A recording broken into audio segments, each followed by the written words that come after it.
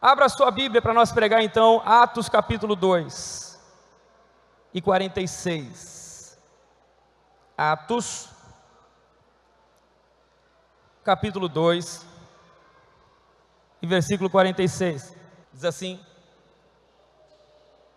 todos os dias continuavam a reunir-se no pátio do templo.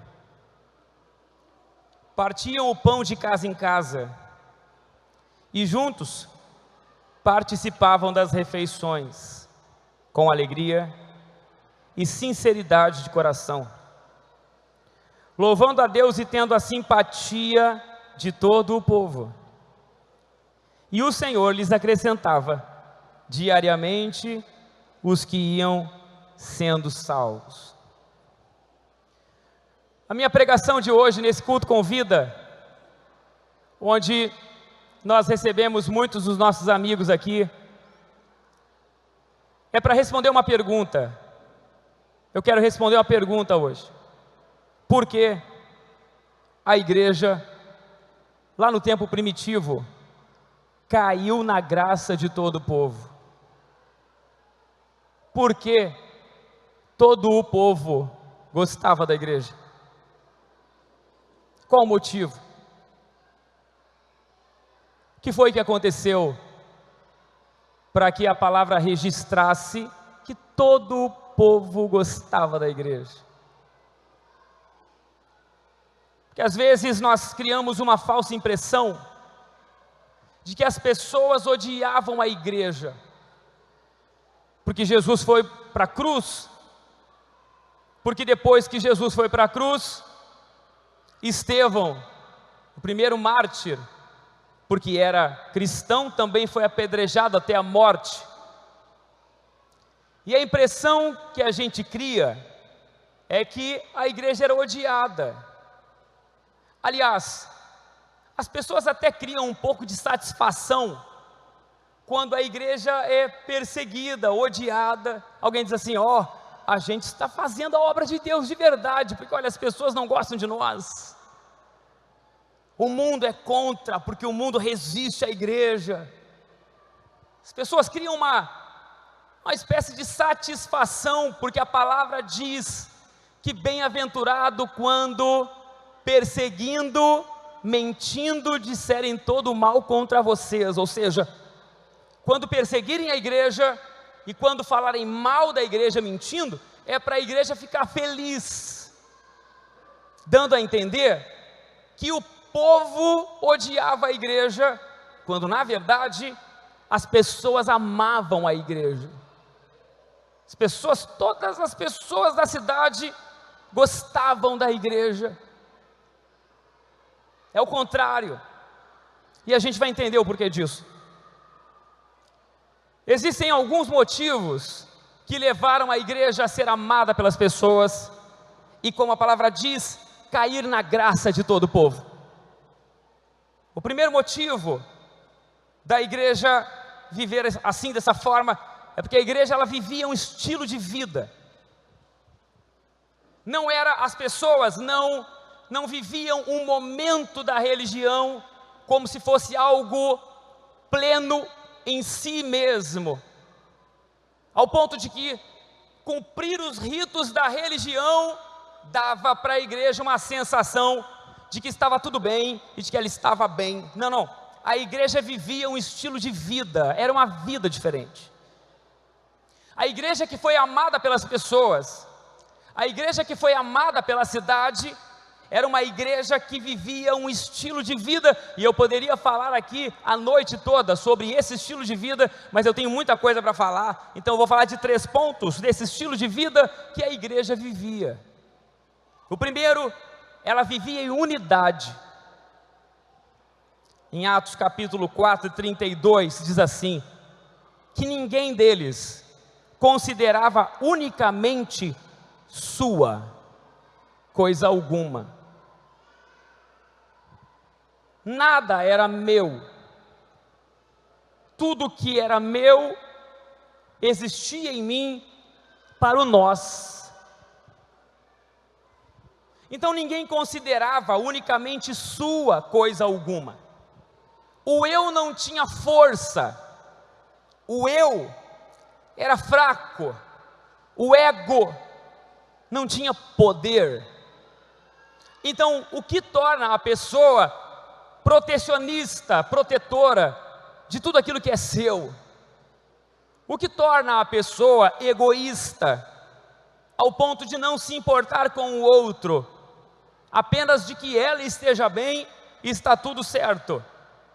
O que leva alguém a olhar para o que tem, e eu não estou falando de recurso, eu não estou falando de dinheiro, de casa, de carro, eu estou falando de essência de vida. O que leva alguém a olhar para si e perceber que tudo que ele é, que tudo o que ela é, não é somente dela e para ela, é para o outro também. Então ela não considera somente seu aquilo.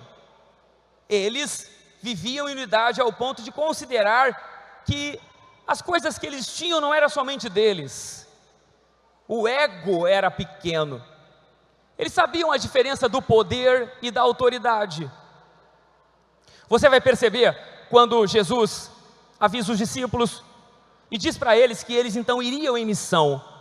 Vocês vão ir ao mundo e vão cumprir uma missão, mas antes de ir ao mundo, vocês vão ficar em Jerusalém, até que do alto vocês sejam revestidos de poder. Quando é que Jesus desse poder sobre eles? Quando eles já tinham entendido sobre a autoridade. Autoridade é diferente de poder, já falei isso aqui. Quando eles se entenderam como família, quando eles conseguiam passar 10, 11 ou 12 dias juntos no mesmo lugar, quando eles conseguiam conviver como uma família, quando eles entenderam a autoridade, receberam a autoridade de ser da família de Deus, depois disso é que vem o poder. O poder, sem a consciência da autoridade, é uma desgraça. O poder para um homem que não aprendeu o valor da família, que não aprendeu o valor do outro, é um crime. Já viu aquela frase, você quer conhecer alguém, dê o quê? Poder para ele. Por quê? Porque quando você dá poder para alguém, você descobre se ele tem autoridade ou não. Aquele que não tem autoridade, ele fica egoísta, violento, ganancioso, porque não entende de autoridade antes do poder. Sabe qual a diferença de um policial para um bandido? Sabe não? É que o policial sabe da sua autoridade e um bandido sabe do seu poder. Então, em nome do seu poder, ele faz todas as maldades, porque ele pode. Um policial, mesmo tendo a mesma arma, a mesma força e o mesmo potencial, ele não faz as mesmas coisas por saber que ele vem de uma autoridade. O que a unidade exige para acontecer é que nós tenhamos autoridade de saber que nós fazemos parte de uma família antes do poder. Por isso que Jesus disse, fiquem em Jerusalém juntos. Vocês vão passar dias juntos. Alguns vão embora. Alguns que não entenderam que fazem parte de família, vão embora. Por isso que Jesus não disse, fiquem em Jerusalém, até que do alto vocês sejam revestidos de poder, e aí no outro dia ele dá o poder. Negativo. Vocês vão ficar 10, 11, 12 dias juntinhos. Só para eu saber, quem é que entendeu que é família? A palavra diz que foram 400 que se reuniram, e quem recebeu o poder foi mais ou menos 100, 120. Porque a minoria entende de autoridade e consegue suportar ser família antes de receber poder. O segredo da igreja é viver em unidade, e um estilo de vida de unidade. é entender que é família, é entender que faz parte de um corpo, antes de entender do poder que recebe. A igreja que ganhou o povo era uma igreja que, antes de poder, entendia de autoridade, entendia de família, entendia sobre perder, entendia sobre estar junto e suportar junto as dores das expectativas. O eu não liga para o outro, então ele está saindo na porta para ir embora, e ele olha para os seus irmãos que vão ficar, e ele simplesmente não liga. Agora aquele que é da família, ele sai na porta e ele volta. Não posso ir embora, se eles estão aqui, eu tenho que ficar aqui com eles, minha família, como é que eu vou embora? Hein, irmão? Como que se vai embora em paz para a sua casa, quando a sua família está reunida na expectativa de alguma coisa? Quem sendo família consegue? Quem sendo família consegue ir embora enquanto a família está reunida esperando alguma coisa?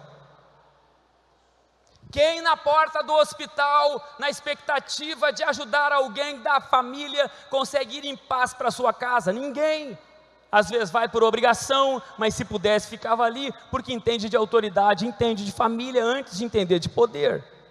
Então o segredo da igreja que ganhou a cidade, que ganhou as pessoas, era uma igreja que não considerava unicamente sua coisa alguma, porque entendia de família, entendia de autoridade, antes de entender do eu, do ego e do poder. O segundo ponto, do estilo de vida. Isso é um estilo de vida.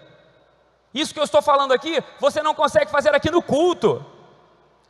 Isso você não consegue, porque o culto a gente entra às 7 horas, faz o nosso culto e vai embora para casa. Você não consegue entender de autoridade, de família num culto como esse. Você vai entender no dia a dia da igreja. Por isso que é um estilo de vida. A igreja que vive um estilo de vida dessa forma é a igreja que ganha o coração da cidade, de todo o povo. Segundo ponto, no estilo de vida, eles viviam sua fé publicamente. Atos capítulo 2, 46 diz que eles se reuniam no templo e nas casas. Foi o que o César e a Carla falaram aqui. Eles viviam a sua fé publicamente. Eles não se trancavam apenas no templo. O templo faz parte. O templo faz parte. Tem coisas que somente aqui vão acontecer. Mas a igreja que ganhou o coração de todo o povo era uma igreja que vivia a sua fé publicamente, para os vizinhos saberem, para os colegas saberem, para todo mundo saber. Era um estilo de vida. Eles não iam à igreja, eles eram a igreja o tempo todo. Atos 3:1 diz que Pedro e João, quando foram ao templo o templo onde havia o culto, na porta do templo chamada Formosa, havia um mendigo, não havia? O mendigo foi feito o que com o mendigo, irmão? Imagina nós, entrando na porta da igreja, e tem alguém pedindo alguma coisa. O que a gente vai fazer? Vamos entrar comigo? Vem comigo, vamos entrar na igreja. Porque na igreja, dentro do templo, é o lugar onde Deus se move. Não. Eles viviam a sua fé publicamente. Então no meio da rua, na porta da igreja, alguém pediu alguma coisa e eles manifestaram a fé ali mesmo. Não precisou entrar no templo, porque eles viviam a sua fé publicamente. Em terceiro lugar, o estilo de vida. Eles viviam com alegria e simplicidade. Observe os textos que Paulo deixou bem claro para nós sobre a alegria. Filipenses 4:4 diz assim: alegrai-vos sempre no Senhor. Outra vez vos digo, alegrai-vos. O que é isso, irmão? O que Paulo está fazendo? Está dando um conselho ou uma ordem? Nós somos acostumados, nós religiosos que somos, todos nós fomos formados em uma cultura religiosa, onde se tira o boné para comer, mas não se respeita, às vezes, coisas muito mais profundas. Nós fomos criados numa cultura religiosa, onde nós fazemos todo tipo de coisa errada, respeitando alguns aspectos da religião. Nós somos de uma cultura religiosa, todos nós, evangélicos, católicos, todos nós viemos de uma cultura extremamente religiosa, onde nós aprendemos que a ordem de Deus para nós é só para não pecar. Então, qual é a ordem? Quando alguém se converte, até o que não é crente, irmão, tem uma coisa que me revolta, e desculpa se você não é crente e está aqui, vai ouvir, igual, todo mundo. Eu crente a vida inteira, irmão, nasci na igreja, desde que eu nasci, só não nasci no templo, porque eu não sei porquê. Desde que eu nasci, criança dormindo embaixo dos bancos nas vigílias, 5 anos de idade, meu pai cuidando de igreja, e eu de bicicleta crozinha atrás dele, para lá e para cá, evangelismo, culto na rua, e escola dominical, a vida inteira.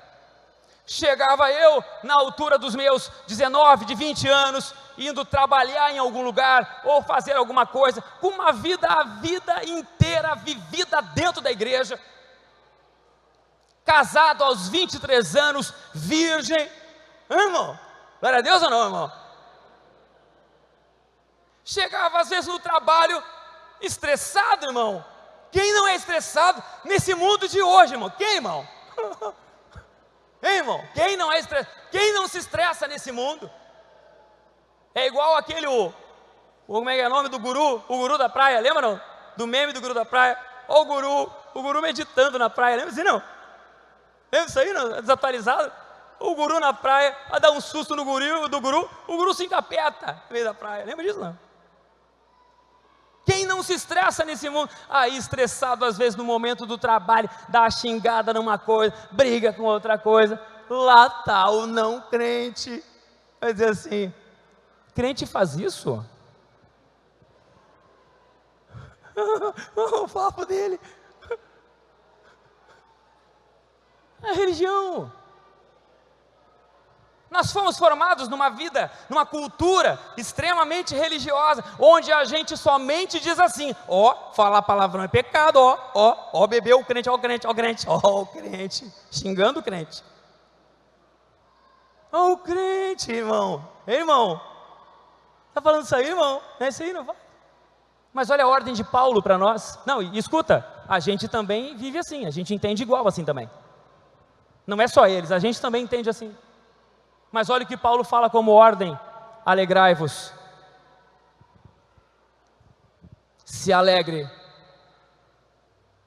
É na mesma medida de não fale palavrão, é na mesma medida de não minta, na mesma medida, se alegre.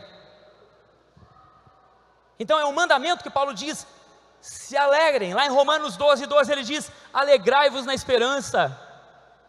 Sede pacientes na tribulação, perseverai na oração, compartilhai as necessidades dos santos, praticai a hospitalidade. Então, o terceiro ponto do estilo de vida que essa igreja vivia, é que essa igreja vivia com alegria e com simplicidade. Então às vezes as coisas estavam o tempo fechado para ela, o tempo fechado para a igreja, momento difícil na vida do homem, momento difícil na vida da mulher, mas ela ouvia uma voz, uma direção do Senhor, tanto quanto não pecar, ouvia assim, se alegra. Então ela tirava força da onde não tinha e manifestava alegria.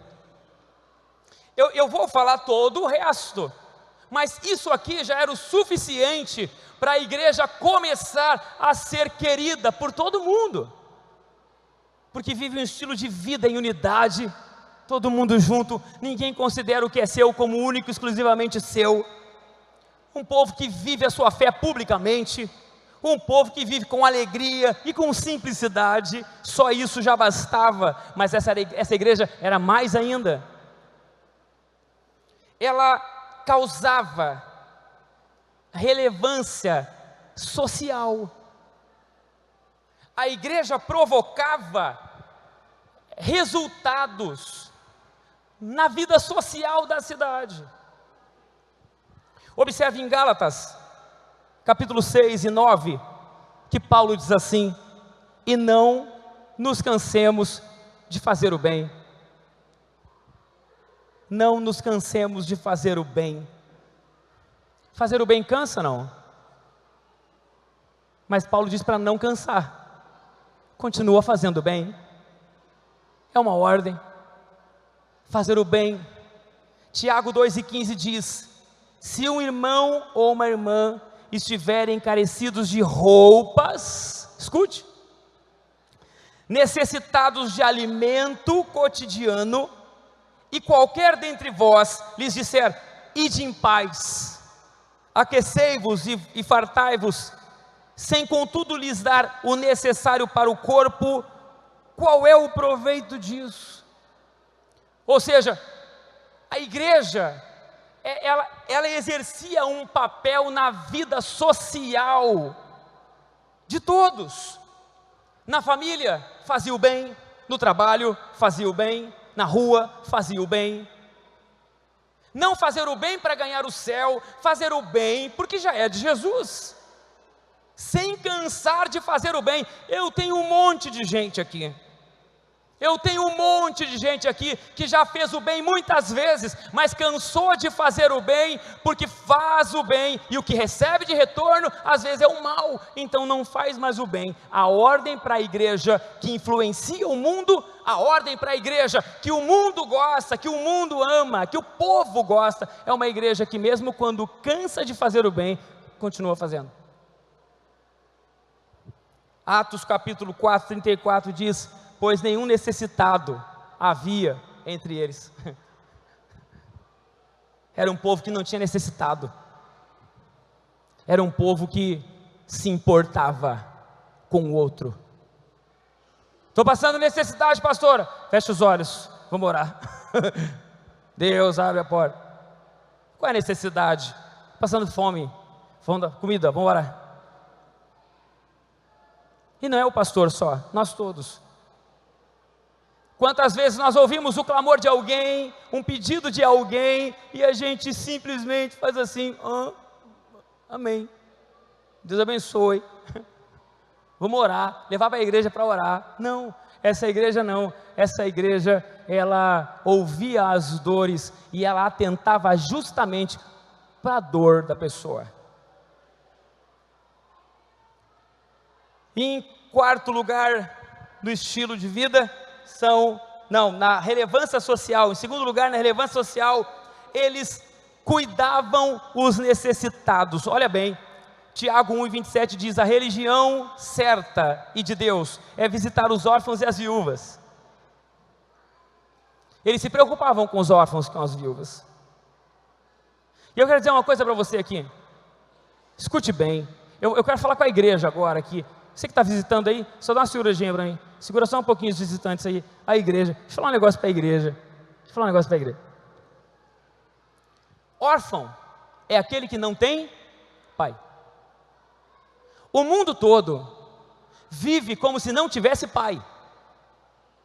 Porque Deus para eles é uma divindade e não um pai. Então o mundo vive como se não tivesse um pai. As pessoas enxergam Deus como tudo menos como um pai. Elas enxergam Deus como um ajudador, Deus como uma divindade, onde a gente faz bastante culto para Ele, e Ele abençoa a gente se a gente for direitinho. As pessoas enxergam Deus assim. Elas não enxergam um Deus como um pai que nos dá direção e auxílio.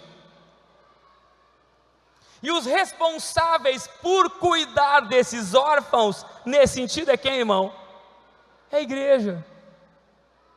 É missão da igreja olhar para alguém que vive com a gente, próximo da gente, até crente às vezes, que enxerga Deus como qualquer outra coisa, mas vive como um órfão, porque não consegue enxergar Deus como pai. É missão da igreja cuidar desses órfãos.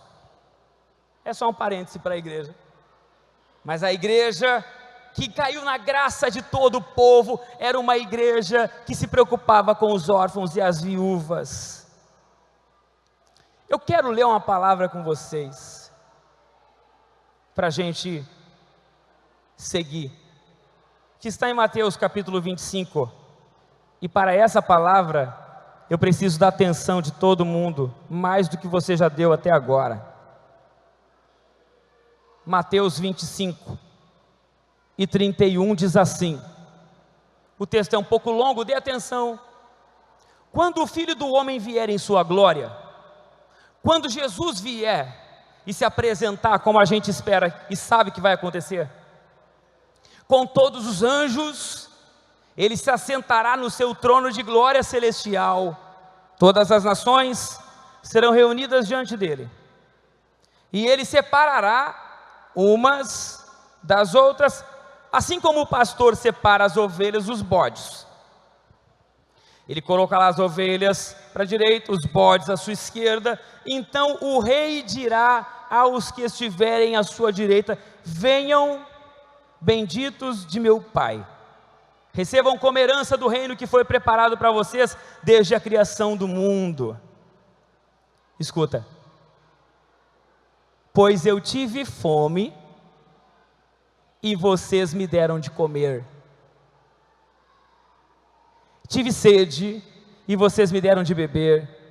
Fui estrangeiro e vocês me acolheram. Necessitei de roupas e vocês me vestiram. Estive enfermo e vocês cuidaram de mim. Estive preso e vocês me visitaram. Então os justos lhe responderão: Senhor, quando? Quando que na nossa vida a gente te viu com fome e te demos de comer, e com sede e te demos de beber? Quando te vimos estrangeiro e te acolhemos, ou necessitado de roupas e vestimos? Quando te vimos enfermo ou preso e fomos te visitar? O rei responderá: digo a verdade, o que vocês fizeram a algum dos meus menores irmãos, a mim o fizeram. Olha a sequência. Então ele dirá para os outros que estão do outro lado, dizendo: malditos, apartem-se de mim para o fogo eterno, preparado para o diabo e seus anjos. Pois eu tive fome e vocês não me deram de comer, tive sede e nada me deram para beber, fui estrangeiro e vocês não me acolheram, necessitei de roupas e vocês não me vestiram, estive enfermo e preso e vocês não me visitaram. Eles também responderão: Senhor, quando te vimos com fome e com sede, estrangeiro e necessitado, quando e não te ajudamos? Ele responderá: digo a verdade, o que vocês deixaram de fazer a alguns desses mais pequeninos, também a mim deixaram de fazê-lo. E esses irão para o castigo eterno, mas os justos para a vida eterna. Agora observe uma coisa, que os dois consideravam Deus. Os dois consideravam Jesus. Os dois ficam assustados quando ele diz assim: eu tive fome e vocês não me deram de comer. Aí eles acordam: quando foi? Quando foi, Jesus, que a gente te viu com fome? Onde se viu deixar Jesus com fome? Os dois conheciam Jesus. Os dois sabiam quem Jesus era. Eles só não conseguiam saber que aquele irmão era alguém que manifestava Jesus e precisava de ajuda. A igreja que conquistou o povo todo entendeu isso. Entendeu? Coisa que a gente está preocupado com a religião, irmão. A gente está preocupado com quem é mais santo, quem não é mais santo. A gente está preocupado com a roupa, a gente está preocupado com todo o resto, se o culto é bom, se o culto não é bom. A gente está preocupado com isso aqui, com o templo. O que está lá fora não importa para nós. Os pequeninos que precisam de alguma coisa, isso não importa para a gente. Só que Jesus está dizendo que importa, e é muito importante. Então, a igreja que caiu na graça de todo o povo, está aí. E eu poderia falar a noite toda sobre ela. A igreja que trouxe esperança, admiração por todo o povo, É a igreja que vivia um estilo de vida, como eu falei. E é uma igreja que se preocupa com essas coisas que eu acabei de citar. Essa igreja é amada por todo o povo. Sabe qual é o problema para eu seguir? É que assim como o filho pródigo, lembra do filho pródigo? Lembra não? Que haviam 2 filhos, de um pai muito rico. Um filho decidiu pegar a herança em vida do pai e meter o pé e gastar tudo. Lembra disso não? Pegou a herança do pai e foi para o mundo, gastou tudo o que tinha e o que não tinha. Depois que gastou tudo que ele recebeu do pai, ele, depois de comer lavagem de porco, depois de viver na miséria, ele diz assim: eu estou aqui comendo comida de porco, eu vou voltar para a casa do meu pai, para ver se de repente como um trabalhador ele me recebe, como um servidor, como empregado ele me recebe. E lá volta o filho pródigo para a casa do pai, e quando chega na casa do pai, ele tem um irmão. E quando o pai atende o filho pródigo, ajuda o filho pródigo, socorre ele, traz roupa nova, bota um anel no dedo, faz uma festa para ele, porque esse meu filho estava morto e ressuscitou. O irmão que estava em casa disse para o pai: eu estou aqui te servindo, e tu nunca deu uma festa para mim desse jeito. Sabe qual era o problema, irmão? Ele conhecia o pai, considerava o pai, amava o pai e servia o pai. Ele não tinha problema nenhum com o pai. Ele só não conseguia aceitar que aquele inútil era o irmão. E quando a gente não enxerga que aquele é irmão, fazer algo para ele não cabe para nós. Então aquela palavra do filho pródigo mais fala com a gente do que com o próprio filho pródigo, porque quando nós olhamos para essa situação, nós enxergamos exatamente isso. Nós não temos problema nenhum com o pai, mas com o irmão nós temos. Jesus está dizendo que esse irmão, quando nós fazemos para ele, nós fazemos para Jesus. E esse é o segredo de uma igreja que cai na graça de todo o povo. Essa igreja ficou famosa, essa igreja se torna famosa, porque quando uma igreja se comporta assim, ela não precisa de um pastor famoso, ela não precisa de um ícone famoso. O mundo hoje conhece a fama de homens. O mundo conhece a fama, o mundo que não conhece a igreja, conhece a fama de homens, conhece pastores famosos, cantores famosos, novos convertidos, meio convertidos famosos, mas não consegue ver a fama da igreja, porque a fama da igreja só acontece através disso. É interessante que todas as vezes que a igreja se comporta assim, todas as vezes Deus move o mundo. Todas as vezes que a igreja olha para isso que eu estou olhando, todas as vezes que a igreja consegue dar uma paradinha na sua rotina de culto, vida, culto, igreja, culto, trabalho, culto, adoração, louvor, todas as vezes que a igreja para um pouquinho e dá atenção para o que eu estou falando, todas as vezes Deus faz algo grandioso. Todas as vezes. Todas as vezes que a igreja para um pouquinho de olhar para si, todas as vezes que a igreja consegue olhar para esse cenário aqui, todas as vezes Deus move alguma coisa. Em 1722, na República Tcheca, na Morávia, alguns homens entenderam isso e viveram isso. Não é lá na igreja primitiva, 1722, agora 300 anos atrás, depois que descobriram o Brasil, 1500, 1700, esses irmãos entenderam isso. Sabe como eles viviam? Liderados por um homem. Deus levantou um homem chamado Nicolaus Zinzendorf. Sabe como eles viviam lá? Em unidade. Sabe como eles viviam lá? Uma fé pública. Sabe como eles viviam lá? Com alegria, e simplicidade. Simplesmente o que eu acabei de pregar é o que eles viveram lá. Sabe o que aconteceu? Sabe o que aconteceu? Eles se tornaram amados por todos. O povo amava eles. Quem se levantou contra eles foi a religião, porque a religião dos homens sempre vai se levantar com o poder da igreja, com a manifestação da igreja. Mais à frente, aconteceu de novo.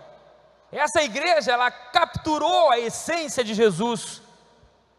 A essência de Jesus é aquele que vai em direção ao problema quando todos fogem dele. Na peste negra, em 1347, a peste que matou todo mundo, dizimou o mundo inteiro conhecido na época, aquela peste negra, enquanto todos fugiam dela, a história diz que os crentes iam em direção a quem estava com doença e cuidavam deles. Enquanto todos fugiam, eles iam para o fronte, exatamente como Jesus viveu. Eu estou dizendo para você que todas as vezes que a igreja se posiciona desse jeito, sempre acontece alguma coisa. Você conhece a Cruz Vermelha? Conhece não? Já ouviu falar de Cruz Vermelha? Que salvou muitos homens nas guerras, que foi em lugares que você mal imagina para salvar pessoas. A Cruz Vermelha foi fundada por uma mulher chamada, por um homem chamado Jean Henry, em 1863, durante a Segunda Guerra da Independência Italiana. Sabe o que esse homem era, irmão? Um crente. Um crente. Que entendeu o que eu acabei de falar. Você gosta da Cruz Vermelha, sim ou não? Quem não gosta? Sabe por que gosta? Porque alguém entendeu o princípio da coisa e colocou em prática. Eu vou seguir, já estou encerrando. Em 1960, agora há pouco atrás, 1960, olha, escuta, deixa eu falar um negócio para você. A gente é muito mal, o ser humano. O ser humano é muito ruim, é ruim que dói. 1960, nos Estados Unidos, um homem negro não poderia pegar o mesmo ônibus ou sentar no mesmo local e região do ônibus do que um homem branco. 1960, segregação racial, Estados Unidos pesado, uma guerra entre raças, interracial, uma nação dividida. Quem levantou? Quem foi levantado? Um homem chamado Martin Luther King. Você conhece? Quem era ele? Um pastor. Um pastor se levantou crendo nisso. Eu poderia falar para você sobre hospitais. Pessoas morriam antes dos hospitais, sem assistência médica. Quem começou hospitais? A igreja. Que igreja, irmão? A igreja que entendeu o que Jesus fez. Orfanatos. Quem criou os orfanatos, irmão, para cuidar dos órfãos? Quem foi? Quem foi que começou orfanato para cuidar de órfão? A igreja. Quem foi que lutou pelos direitos das mulheres, quando as mulheres não tinham quase absolutamente nada, e depois fundou o Exército da Salvação? Sabe quem foi?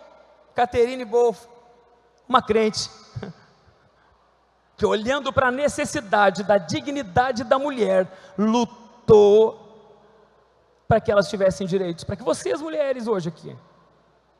Sabe quem foi isso? Sabe quem viveu isso e quem desenvolveu isso? A igreja. Então escute bem o que eu vou falar para você. Existe um poder que a igreja tem, existe uma autoridade que a igreja carrega, que é a autoridade de provocar essa influência no mundo.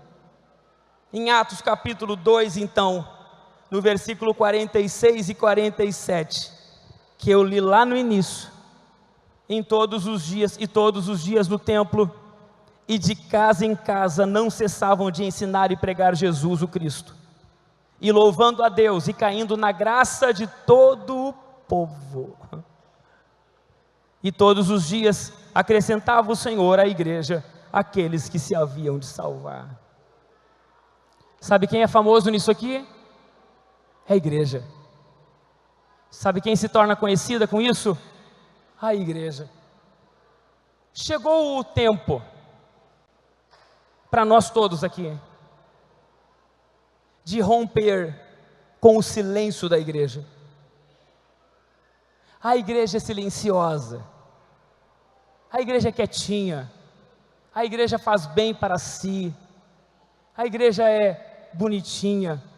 Ela é tão bonitinha que ela não consegue aceitar às vezes alguém que não é tão direitinho quanto a igreja para estar nela. Eu lembro quando o caminho começou lá embaixo, quando se tornou o prédio preto, na esquina da Fátima 500, e todos que chegavam eram cuidados, acolhidos, recebidos, amados, todos. Eu lembro das pessoas dizendo: olha lá, aquela igreja de qualquer um, lá tudo pode, lá pode qualquer um, lá qualquer um pode entrar, lá a igreja é a igreja das portas largas, diziam, é aquela igreja das portas largas, tudo pode lá, irmão. Isso é simplesmente o que Jesus viveu, e o que a igreja viveu.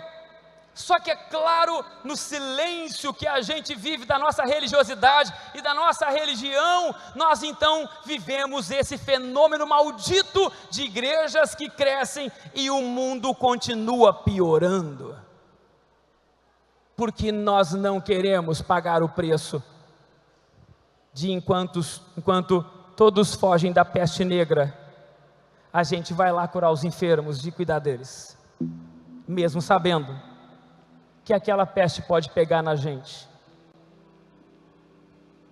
Eu vi pessoas na época da pandemia, eu vi pastores se trancando e não atendendo e não ajudando ninguém, com medo de morrer. O tempo da pandemia foi a época que eu mais atendi pessoas, ajudando pessoas que estavam pensando em se matar, porque não tinha expectativa de vida. A igreja precisa recuperar o seu lugar. Qual é o lugar da igreja? Muito fácil a gente falar do nosso lugar, sem entender que não é a gente que fala isso, é o mundo que responde isso para nós.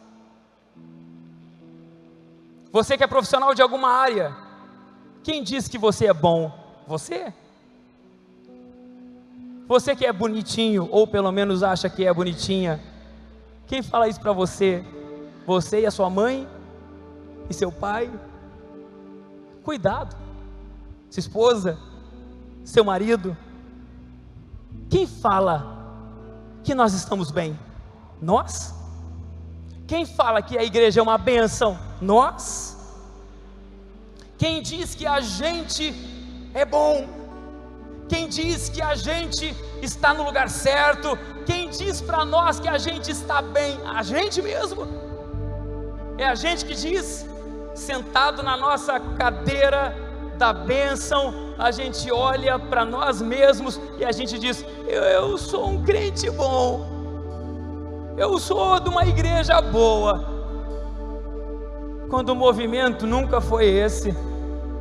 Sabe qual é o termômetro para a gente saber que a gente está ocupando o nosso lugar de verdade?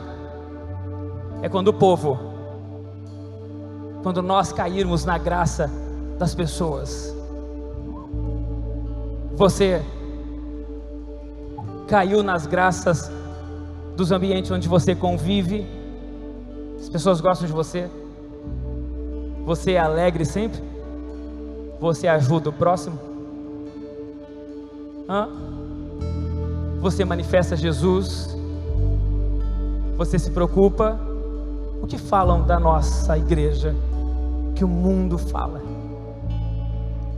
Enquanto nós não começarmos a nos mover e entendendo que Jesus colocou a gente aqui por aquele motivo, então a gente vai continuar vivendo um fenômeno da igreja crescer e o mundo ficar pior.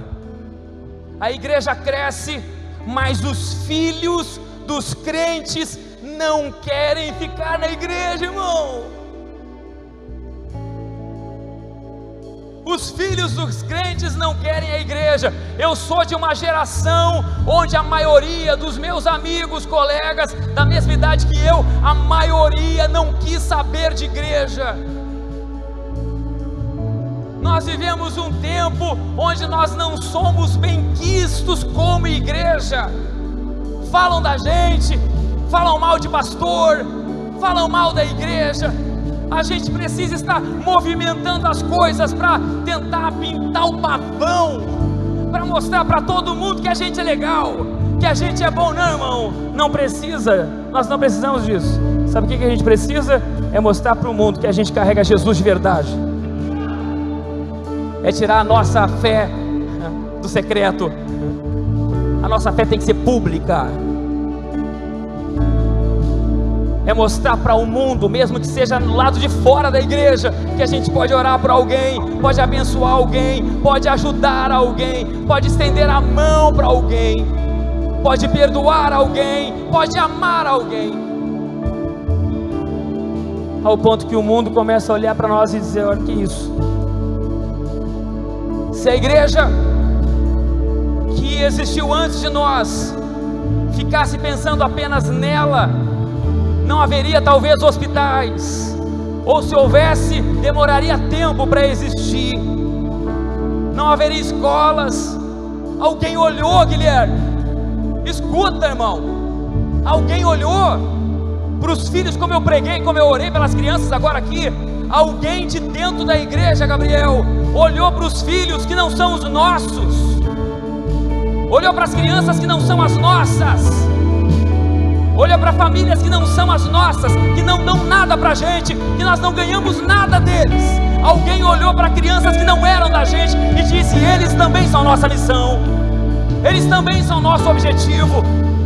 Não são os órfãos, filhos dos nossos irmãos, foram órfãos dos outros que a igreja se importou. Não havia recurso do governo para bancar projeto para isso. A igreja deu um jeito de cuidar dos órfãos que não eram dela, das famílias que não eram dela, das viúvas que não eram dela. Sabe por quê? Porque a igreja entendeu a sua missão. Ela entendeu. E quando viu um monte de doente, então ela disse: quem vai fazer alguma coisa? Alguém fará algo? Então a gente faz. Vão abrir o hospital, vão cuidar dessa gente. E aí? Como é que o povo fica? Como é que olha para a igreja, Daniel? Com desconfiança? Como é que olham para a gente hoje, igreja? Com desconfiança, não é não? É ou não é? Igreja? Ah, não sei, gosto muito não. Você convidou pessoas para vir aqui, que você ouviu isso? Quem que está aqui hoje? Segurei. Quem que está aqui hoje? Quem está aqui hoje? Que hoje é cristão, que antes de ser cristão disse assim: ah não, igreja. Levanta a mão aí.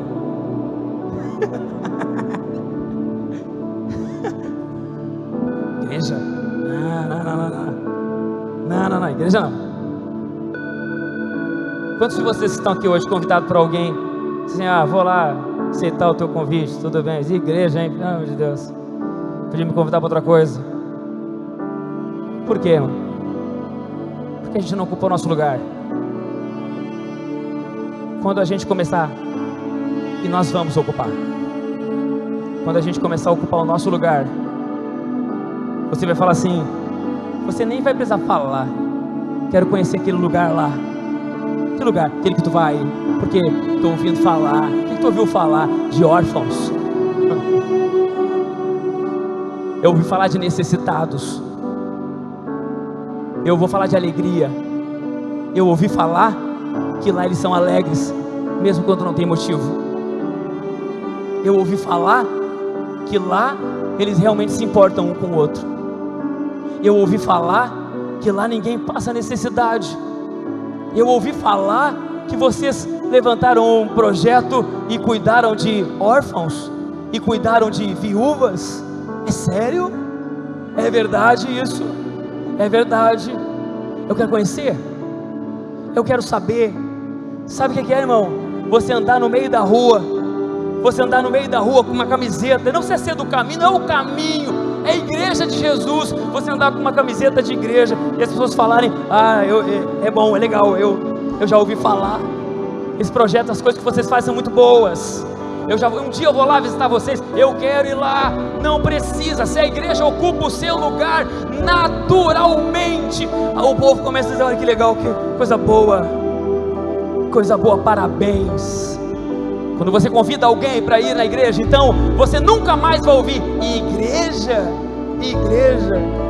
Eu quero te convidar para ir lá na minha igreja, no caminho, porque hoje a gente acaba tendo que falar do que a palavra diz, que infelizmente existe ovelha e existe bode. Todo mundo considera o Senhor, só tem uma diferença: um cuidou do Senhor ajudando os pequeninos, o outro não. Então eu tenho que dizer no caminho: desculpa, eu vou falar do que eu conheço, eu vou falar do que eu sei, mas um dia, e se você não acredita, o problema é seu. Estou preocupado muito pouco se você acredita ou não, porque eu creio no Senhor. Vai chegar o dia que quando nós falarmos assim: eu quero te convidar para ir na minha igreja, e a pessoa perguntar qual igreja, você dizer no caminho, ela fala assim: parabéns, tua igreja é uma bênção, já ouvi falar muito bem, não precisa convidar duas vezes, domingo eu vou estar lá.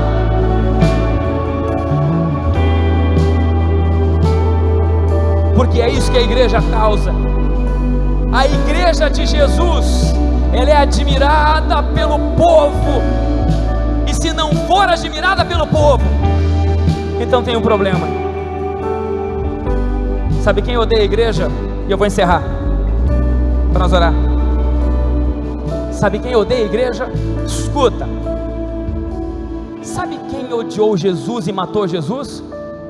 Foi o povo? Que foi curado? Foi o povo? Não foi. O nome de Jesus passou na mão do sumo sacerdote.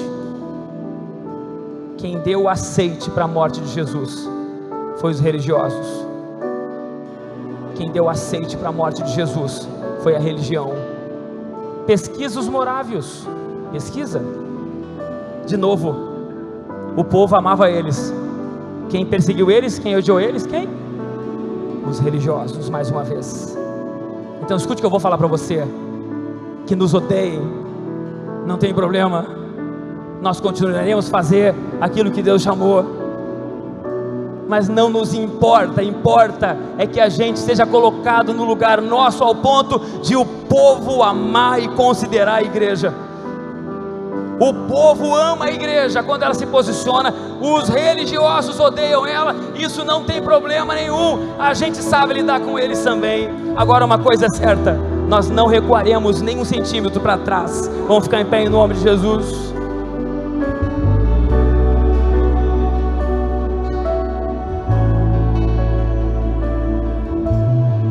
Haverá o dia. Esse dia chegará. Enquanto não chega, eu quero chamar aqui na frente para orar. Nesse setembro amarelo,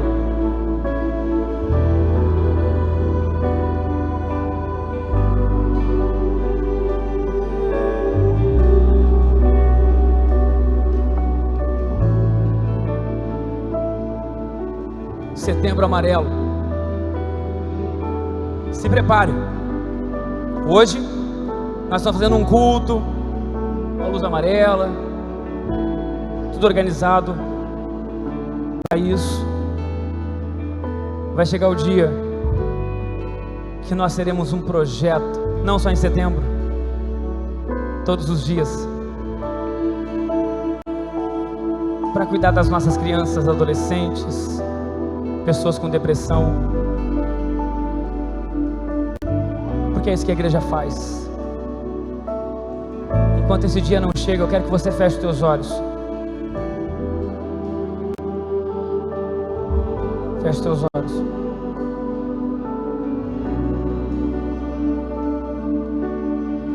pessoas que estão aqui que passam por uma profunda dor emocional e existencial. Feche seus olhos.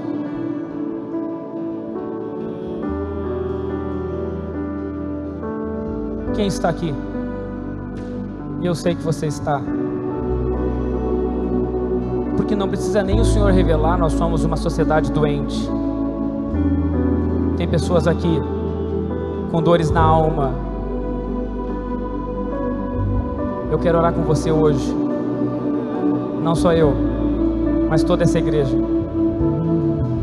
Eu sei que você tem tanta vergonha de ter isso, que você nem quer que alguém saiba.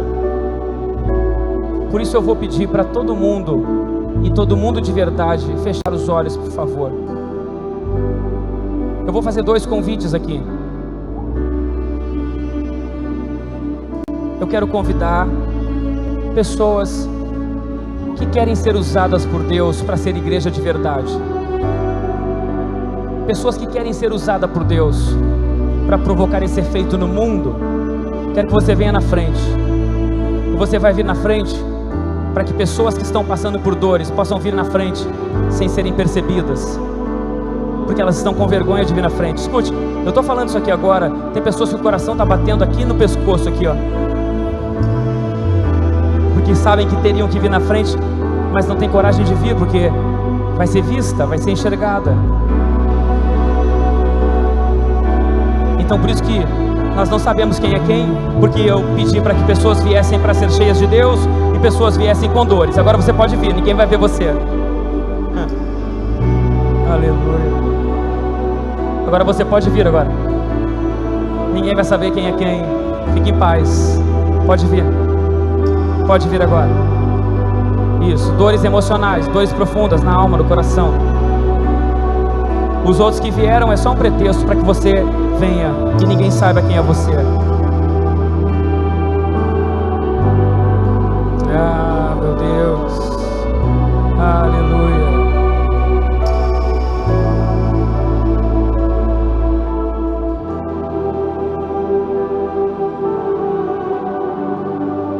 O Senhor está me dizendo que há pessoas especificamente,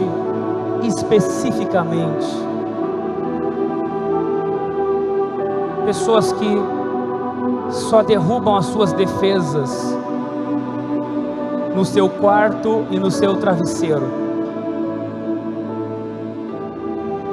O Senhor está me mostrando pessoas fortes aqui, que tem mostrado força para todo mundo, mas o travesseiro sabe.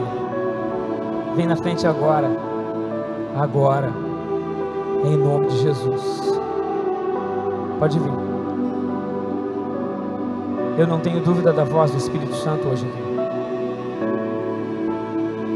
A igreja de Jesus esteja em oração.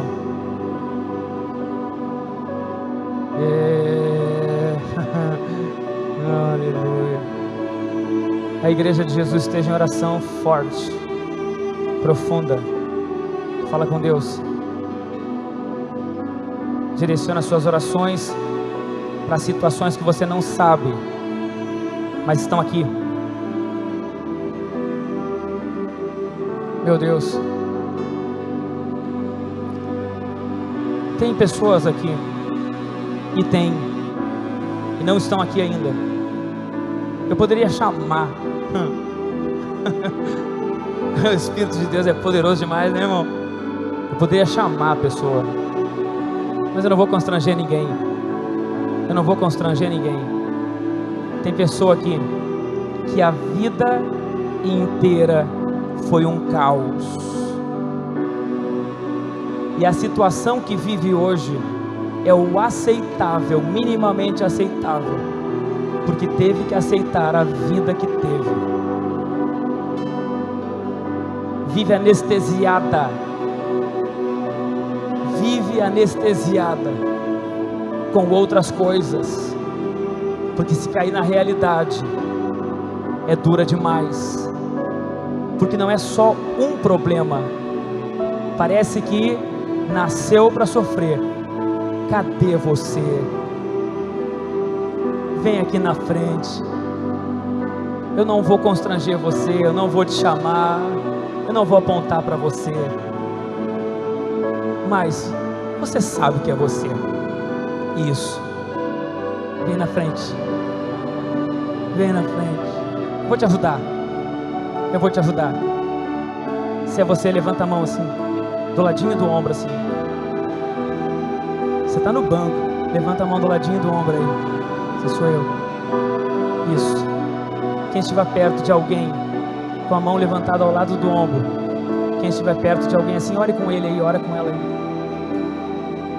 Eu não vou constranger ninguém. Feche teus olhos. Feche teus olhos. Cadê os obreiros? Lá atrás eu estou vendo gente com a mão. Cadê os obreiros? Lá atrás, diáconos. Diáconos, lá atrás. Anda aí.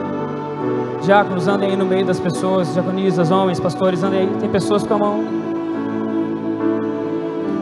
Os demais vêm aqui para frente, porque Deus vai fazer uma coisa poderosa agora aqui. Feche seus olhos. Todo mundo.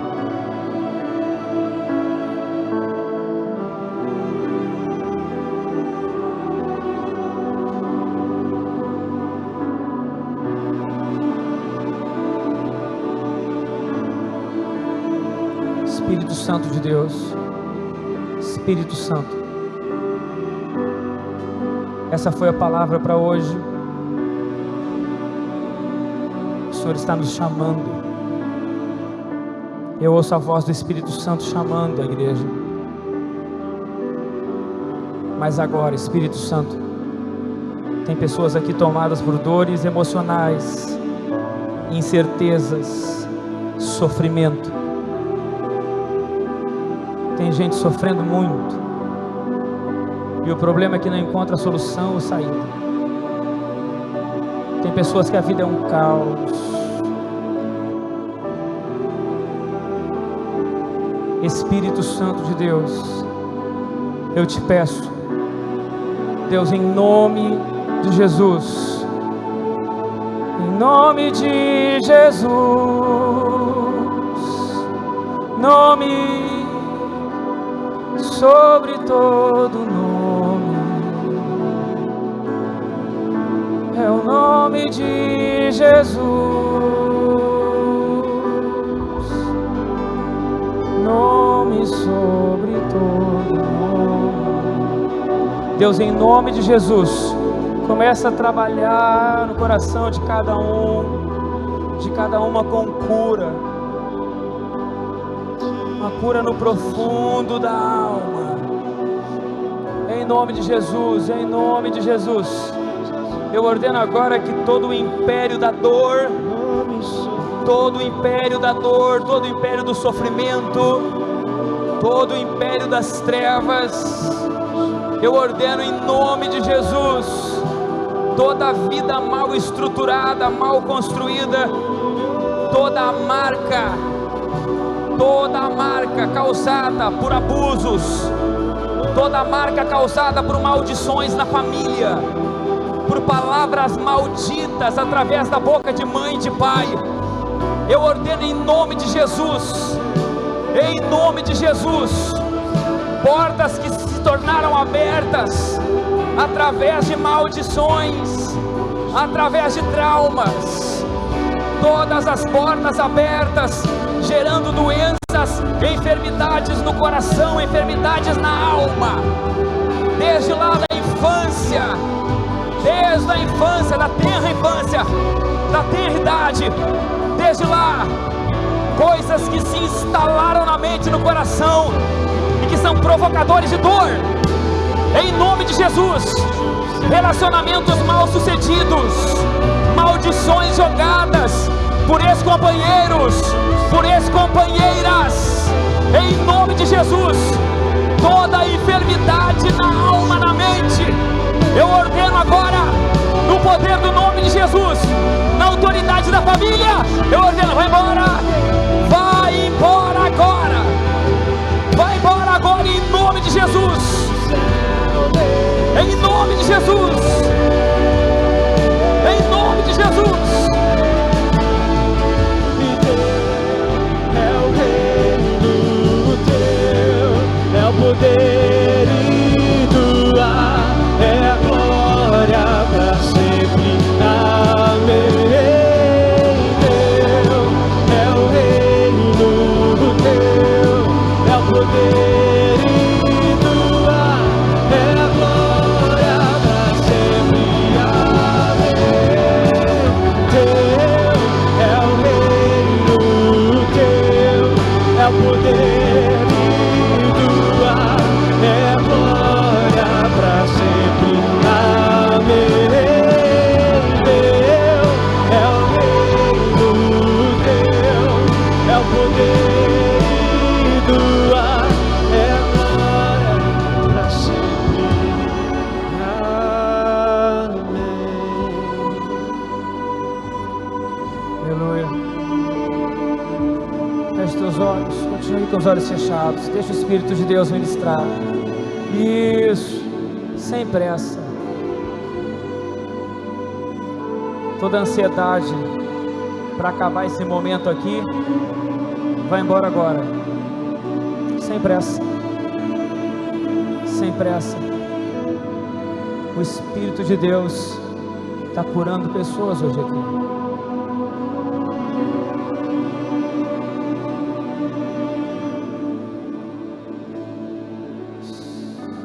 Bem baixinho. Bem baixinho. A igreja em espírito de oração. O mover do Senhor aqui entre nós. Sossega a ansiedade aí. Silencia essa ansiedade aí no seu coração. Isso. Tem gente que está sendo agora corroída por uma ansiedade. Respira fundo. Respira fundo. Os crentes, os justos, estejam em oração. Oração de verdade.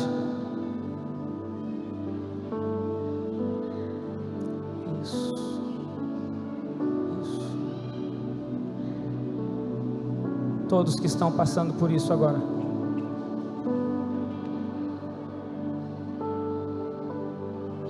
Bote a mão na sua cabeça, na sua mente. Todos. Todos. Pode botar. Pode botar.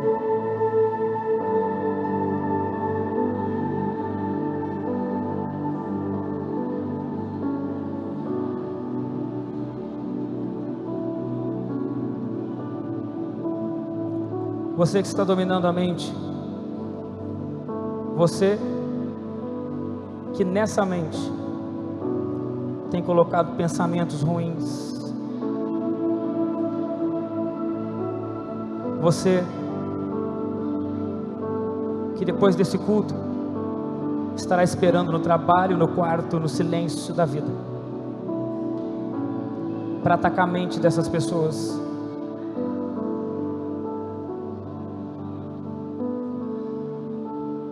Esse alto e baixo que eles vivem. Você que ataca a mente deles. Você sabe bem que nós chegamos para nunca mais sair. Então agora, solta a mente deles agora. Agora, em nome de Jesus, solta a mente deles agora.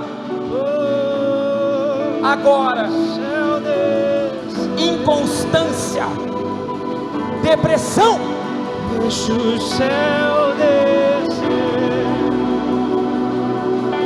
doença da alma, enfermidade da mente. Você que está usando essa enfermidade para perturbar a vida dele e dela, em nome de Jesus.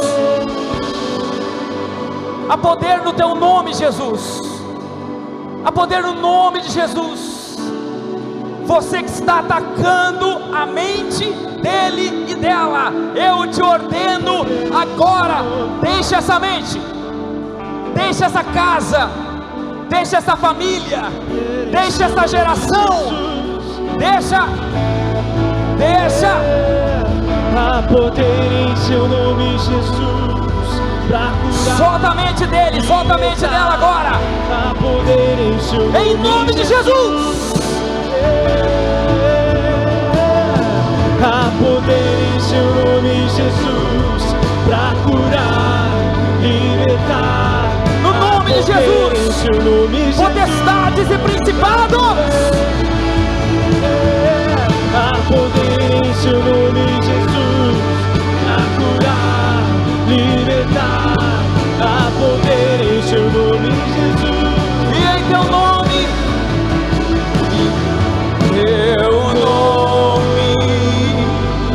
o inferno treme.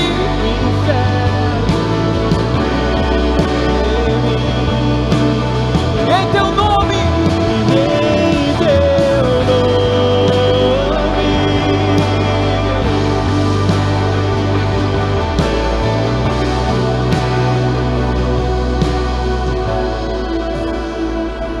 eu quero encerrar, mas o Espírito Santo me dirige para mais algo aqui. Eu preciso orar antes de acabar. Tem pessoas que estão aqui, que já estão percebendo que essas coisas estão passando para os filhos. Estão passando para os filhos. Você já vê o seu filho com problemas parecidos? Você vê que seu filho, sua filha está sendo atacado. E escuta bem,